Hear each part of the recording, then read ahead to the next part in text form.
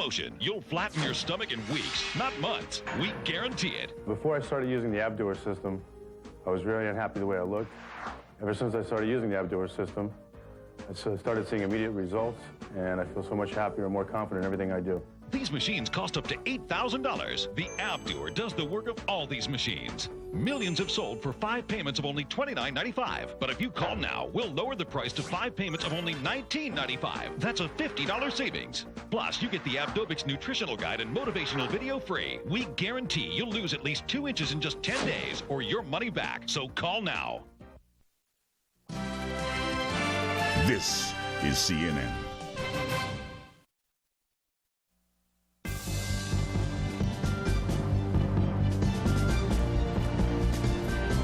I'm Judy Woodruff in Washington, picking up our coverage of America's new war. You are looking at scenes of the Pentagon where cleanup and recovery efforts continue this Monday, September 17th, 6 days after last Tuesday's fateful tragedy. Aaron Brown in New York. Judy, thank you. As you take a look at the scene in downtown, not far from the Ground Zero area, the hard hats, the construction workers, so much to do on this Monday morning, Monday afternoon, as America and New York gets back to work, gets back to business. The business of business today has been so focused on Wall Street, the Dow down 475 points, NASDAQ down 72. It has been worse. The markets have come off their lows, but we have a long way to go in the day. It certainly was an opening on Wall Street unlike any other. Wall Street has seen many remarkable days, days after crashes and the like, but no day quite like this day, where the foundations, the literal foundations of the market downtown have been tested as they have been tested, unlike they've been tested at any time before. We should go down to the stock exchange and get not only the numbers, because this is one of those days where the numbers tell but a portion of the story of Wall Street. Amanda Lang is there. Good afternoon, Amanda. Good afternoon, Aaron. It was, as you say, an historic day. Market sliding at the outset. That was expected given the delay in the trading on this market. Also historic. Expected decline. Sliver of good news here. We're bouncing off the lows of the morning. The Fed rate cutting this morning, that surprise 50 basis point rate cut, not helping particularly, at least not for stocks. It will mean that borrowing costs for businesses and consumers are now at their lowest level in more than 9 years. Let's have a look at some of the numbers. The Dow, well, the low on this market down 629. We're down 473. The NASDAQ at its low level off 109 points. It's now off just 71. The Dow hasn't closed below 9,000 since December 21st, 1998. We flirted with that level today. The NASDAQ hasn't closed below 1,600 since October 1998. We watched the advanced decline line, and we're seeing decliners, that is, falling stocks, beating advancing stocks by 5 to 1 on the New York Stock Exchange. Losers on the NASDAQ beating winners 4 to 1. Volume, already 1 billion shares at the NYSE. That is extremely heavy volume. Some of the sectors we're watching, as expected, airlines under pressure today. American Air down 11, United 11, Delta shedding $14, U.S. Airways off 5, Northwest down 6. Related to that, Boeing and United Technology, they make parts for airplanes. They're getting hit, and they make as well components. Boeing is down 5. It's a Dow component. It makes the planes. Airlines likely to cut back on orders is the expectation. United Technologies, which is losing 10, also a Dow component, stands out as one of the biggest losers on the Dow. It makes engines, but defense companies higher. You might expect that. Raytheon up more than 5. Northrop Grumman 13 to the upside. Lockheed Martin getting 4.5. And insurance stocks, another group we were expecting to see under pressure, many of them commenting on how this tragedy will affect them.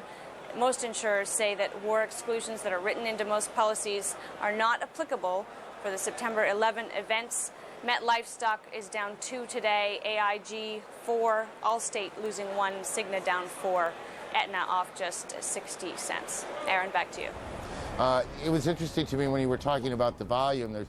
Obviously, there's this enormous surge of activity on the street, but one of the things it said to me is at noon, 1 billion shares traded and the electronics are holding up. The systems are working.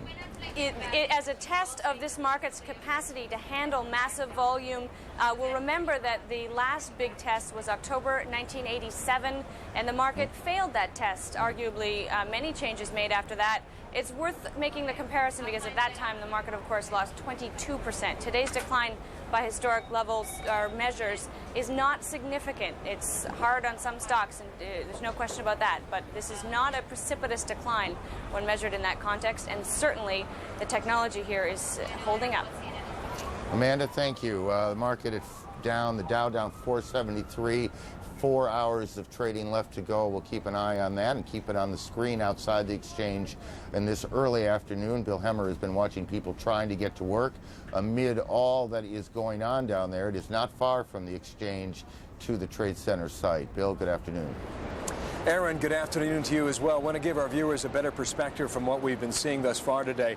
We are on Broad Street, Aaron, away from the stock exchange. If you go down the street here and look down to that intersection, about 6 a.m. this morning when the first Staten Island ferry commuters came over, this is the street they walked up and toward us, and you can see the security continues to be tight. The area is marked off. There's police there, state and local as well. And off to the left, you can see a Humvee that's been operated by the National Guard with a strong presence here today. If we go further up Broad Street, and we can take you up this way here, the New York Stock Exchange will be off to your left side. The front facade with the American flag draped in front of it.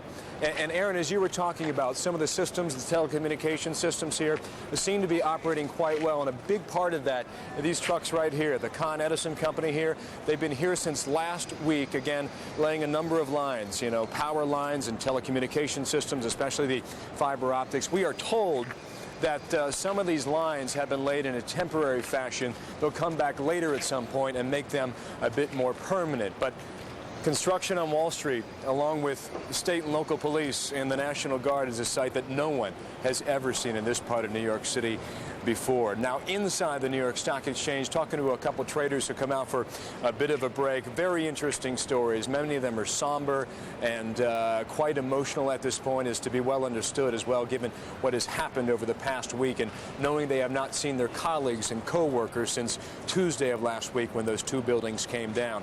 One trader told me there's 5,000 people working there today, Bill, and there's 5,000 stories that go along with them. Another guy said he was just all talked out at this point. But the mood continues to be one of a bit somber, and especially earlier today when most people showed up for work prior to the opening bell. They said the first couple of hours, everybody talked about it. But once that opening bell went down, it was all back to business. And again, that's what we're seeing at this point. More from Wall Street coming up shortly, Aaron. Bill, thank you. It's good for our viewers to remember that in the World Trade Center towers, there were dozens, literally, of financial services companies. I can't imagine there are many people on the floor of the exchanges today who didn't know someone who is missing now among the 5,000 missing. It is more than just they haven't seen their colleagues or they haven't been at work or they were nervous about the day. They are grieving on the street today. Everybody in the country is keeping track of the market. Our Boston Bureau Chief Bill Delaney in Boston now with an update on things there as it looks. Bill, good afternoon to you. Good afternoon to you, Aaron. Well, at our outpost of the world economy up here in Boston, very much a sense of business as usual. There has to be a particular intensity, a particular edge to the trading here, but you don't really see it on the surface here at the exchange itself. People are going about their business. This is a very different geographic location, of course, than being as close as the New York Stock Exchange is to the World Trade Center. So a sense very much here at the exchange itself of business as usual. Out on the street, though, we are here in the heart of the financial district of Boston. I was out this morning, particularly at a Charles Schwab investment office just around the corner. And that's where you're picking up a lot of caution, a lot of mixed emotions, a lot of uncertainty as people stand around peering at computer terminals trying to decide where this is all going. Most telling me they were not in a big selling mood just yet, and a few telling me they were spying any opportunities that might be out there. So up here in Boston, caution, I think, seems to be the watchword, but a general sense that this thing is going to rebound. Now, I have with me the chairman and CEO of the Boston Stock Exchange, Ken Liebler. Ken, what is your sense of the mood here? Well, I think the mood is remarkably calm here. Boston, and particularly the Boston Stock Exchange, is a great institutional community. We cater to a lot of professional investors. And I think the mood under the circumstances is remarkably positive and calm. In fact, Ken, some of the traders here will tell you this is a fairly average day if you take away a couple of sectors which are plunging. That's absolutely correct. There are really three sectors of the market, the insurance sector, the airline sector, and financial services, which have very clearly been impacted by the events of the past few days. And the stocks in those sectors are down considerably. If you take those three sectors out, though, what you have is really a fairly orderly decline of not great magnitude. How important was the rate cut? I think the rate cut was a good psychological boost. I don't think from an economic standpoint it has any particular meaning in the near term. But I think psychologically, I think what people saw is the willingness of the government, particularly the Federal Reserve, to come in and do what's necessary to support the markets. How about volume? How much trading is going on up here? Volume, as one would expect, is heavy. Our volume is running at about twice our normal rate. Now, everyone here is in the financial industry. Everyone here has connections throughout the financial industry, of course, including in New York. Are you picking up any sense of people being directly, personally, emotionally affected by all this? Absolutely. We have a number of traders here who communicated directly with traders in New York, in the World Trade Center, as well as some of the firms that have suffered real losses of life. So that clearly is a factor in our activity today as well. How important psychologically was it just to get back on the board today, to open this place up? I think it was absolutely essential. I think now, once we've gotten through today, I think people will be in a position to assess the ongoing economic impact of this. But getting back to work, getting back to some semblance of normalcy, I think for everyone who works in the financial district was absolutely critical. What happens next? What is your sense? You're a guy that used to be president of the American Stock Exchange. Where is this going in the next few days? Well, I think we're going to have a fairly volatile market. I think we'll get some strong rallies. Those rallies might create also some sharp selling. So I think you're going to see volatility. Markets will move around 3%, 4%, 5% a day, perhaps for as much as a week until the outlook economically looks a little clearer. What would your advice be to the average investor? Over at Charles Schwab, they were saying don't look for short-term gains. Take the long view, which, of course, they've been saying for in good times and bad. What is your sense of that? I think it's absolutely crazy to try to time this market and buy on the dips or sell on the rallies.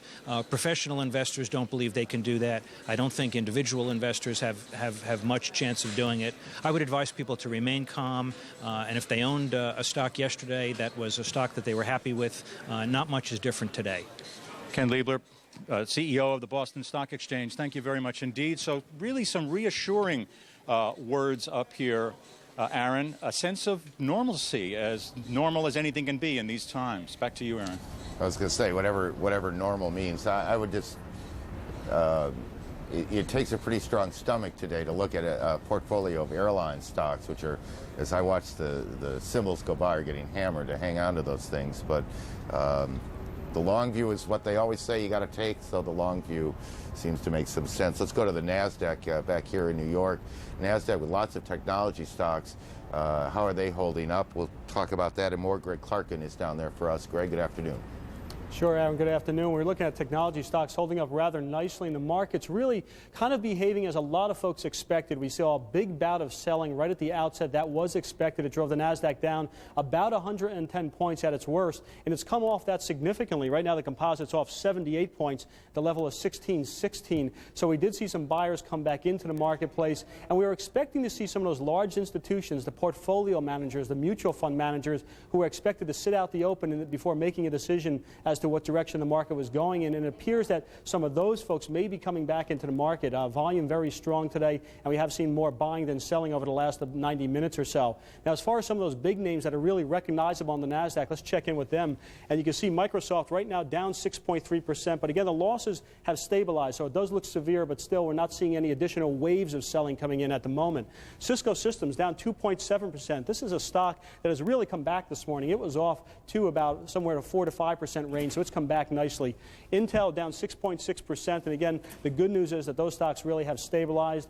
We've been talking a lot this morning about the dozens of companies really that have come out and said that they will take advantage of those loosened regulations from the Securities and Exchange Commission and buy back their shares today in a big way. One of the biggest, Cisco Systems, they said they would buy back up to $3 billion worth of their stock over the next couple of years. So that's a big psychological boost to the marketplace, and we have seen company after company coming out and saying that they indeed will do the same thing. And the NASDAQ at the moment, yes, it's big volume, and yes, it is still down, but still things have stabilized significantly here. And Aaron, I can tell you, we face out on the Times Square here on the NASDAQ market site, and the bustle really has returned to the square. Folks kind of peeking in as they do on any normal day to get a check on the markets, but still you can see kind of activity again returning. Aaron, back to you. Greg, what was it like at 9:30 with you and your colleagues?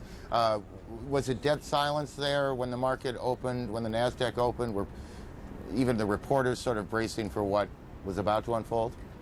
Without a doubt, it was a real kind of mixed emotions morning. You had the moment of silence that the NASDAQ had about 9:15, 9:18 or so, and then you had the NYSEs as well, which we observed here. And there was a real sense of the unexpected. We saw the NASDAQ really open sharply lower, and people were kind of predicting that, but the real question mark was, would we see those additional waves of selling kick in? And we never saw that. And volume, which was also expected to really kind of be off the charts, has not proven to be so. We've seen heavy volume, but still nothing that was really tremendously heavy volume. So that was a real good sign. And at this point, a lot of folks kind of stepping back and feeling that things have stabilized. Maybe in the afternoon they get a steady afternoon of trading out of it with the losses, not too severe.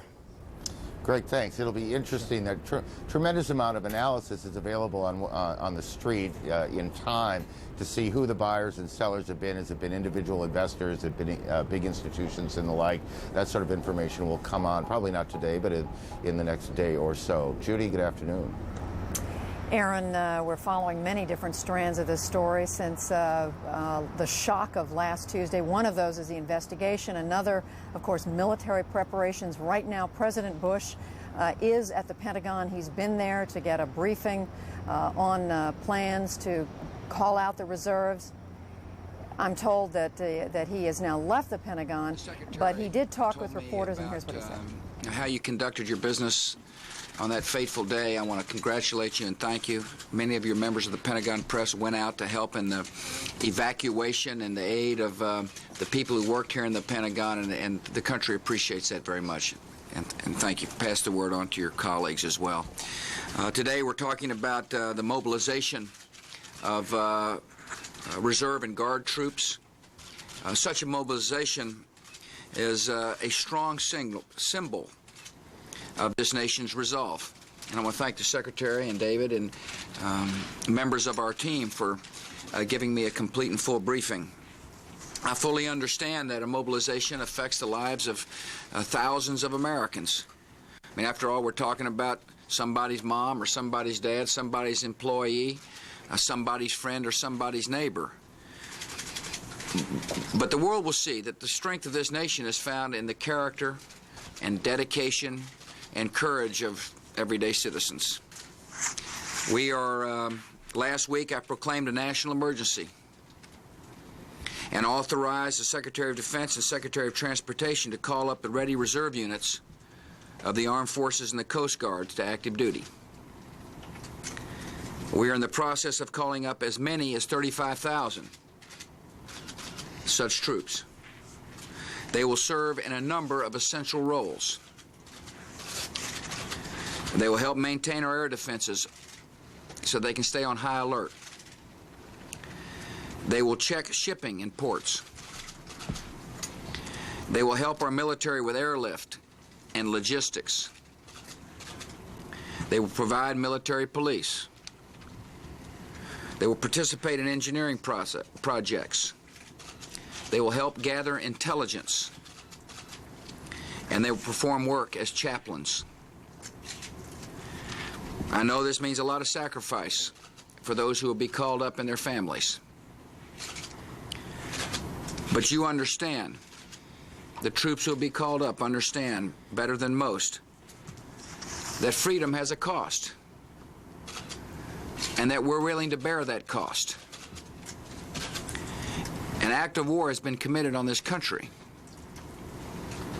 and the dedication of our Guardsmen and reservists will serve not only as a strong symbol to all that we're prepared to take the necessary actions, but will be a part of helping define the spirit and courage of America. And I'm grateful. I want to thank the employers who understand that there is more to corporate life than just profit and loss. That the employee who is getting ready to serve the country is an essential part of winning the, of defeating terrorism. Evildoers so emboldened that they feel like they could attack the great bastion of freedom. Before I answer a few questions, I also want to wish the American Jewish community and Jews around the world a healthy and happy New Year.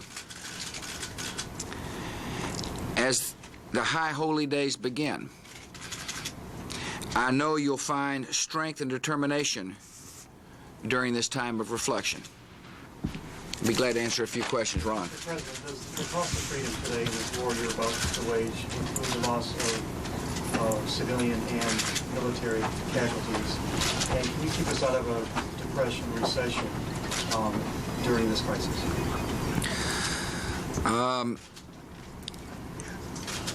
The only thing I can do is reflect upon the spirit of the U.S. military. And the U.S. military is ready to defend freedom at any cost. The men and women who wear our uniforms, both active duty and reservists and National Guards people, are ready to respond to the call of the Commander-in-Chief and the Secretary of Defense. There's no question in my mind that the resolve of our military has never been stronger. And we will win the war, and there will be costs. But the military folks understand that, and so do I, and so does the Secretary of Defense. In terms of our economy, I've got great faith in the economy. I understand it's tough right now. Transportation business is hurting. Obviously, the market was correcting prior to this crisis. But the underpinnings for economic growth are there. We're the greatest entrepreneurial society in the world. We got the best farmers and ranchers. We've got a strong manufacturing base. But there's a challenge ahead of us, and I'm confident that our business community will rise to the challenge. Secondly, I'm confident we can work with Congress to come up with an economic stimulus package, if need be, that will send a clear signal to the risk takers and capital formators of our country that the government's going to act too. Thirdly, we've got a tax cut that's still working its way through the economy, as well as a reconstruction plan for New York and the area. And after all, the Congress, in a bipartisan fashion, overwhelmingly passed a supplemental of billions of dollars, which will help not only get New York City up and running again, but will help provide some economic stimulus. Mr. President, the airline industry in particular is in trouble and looking for some relief. I know that Secretary of the Netherlands is supposed to meet with representatives from the industry this week. As you look down the road, do you think they can expect some... Stretch, I think these are the kinds of subjects that we will talk with the Secretary of Transportation, with the airline industry, and as importantly, with members of Congress. Congress must be involved with, obviously, with these deliberations, and I look forward to, I've already encouraged my administration to reach out to members of Congress, and we will continue doing so. Patsy. The Taliban apparently has refused to hand over Osama bin Laden to the Pakistanis. Does this mean that the U.S. is prepared to move militarily? Patsy, I want to make it clear to the American people that that this administration will not talk about any plans we may or may not have. We will not jeopardize in any way, shape, or form anybody who wears the uniform of the United States. All I can tell you is that Osama bin Laden is a prime suspect, and the people who house him, encourage him, provide food, comfort, or money are on notice. Last week, I spoke clearly about our nation's policy And that is, we're going to find those those evildoers, those barbaric people who attacked our country, and we're going to hold them accountable, and we're going to hold the people who house them accountable. The people who think they can provide them safe havens will be held accountable. The people who feed them will be held accountable. And the Taliban must take my statement seriously. Yes, ma'am. Mr. President, is it the case, based on what you said now, that war is inevitable? And can you tell the American people what that war is going to look like? I believe, I know that an act of war was declared against America. But this will be a different type of war than we're used to. This is, in the past, there have been, beaches to storm, and islands to conquer. We've been able to watch on our television screens sophisticated weaponry find a building, and we've seen dramatic reports from the front where a Pulitzer Prize to be winning reporter stood up and declared the United States is attacked, and all that. There may be some of that, who knows, but I know that this is a different type of enemy than we're used to. It's an enemy that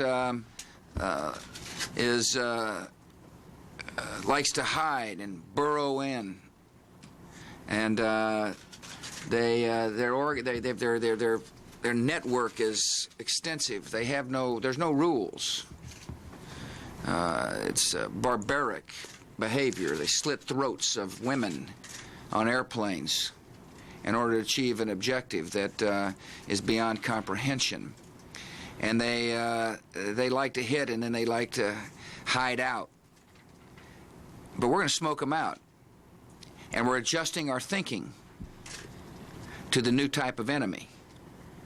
These are terrorists that have no borders. And by the way, it's important for the world to understand that we know in America that more than just Americans suffered loss of life in the World Trade Center. People from all kinds of nationalities lost life. That's why the world is rallying to our call to defeat terrorism. Many world leaders understand that the attack could have easily happened on their land. And they also understand that this enemy knows no border. But they know what I know, that when we start putting the heat on those who house them, they will get them running. And once we get them running, we have got a good chance to getting them. And that's exactly what our intent is. The focus right now is on Osama bin Laden, no question about it. He's the prime suspect in his organization. But there are other terrorists in the world. There are people who hate freedom.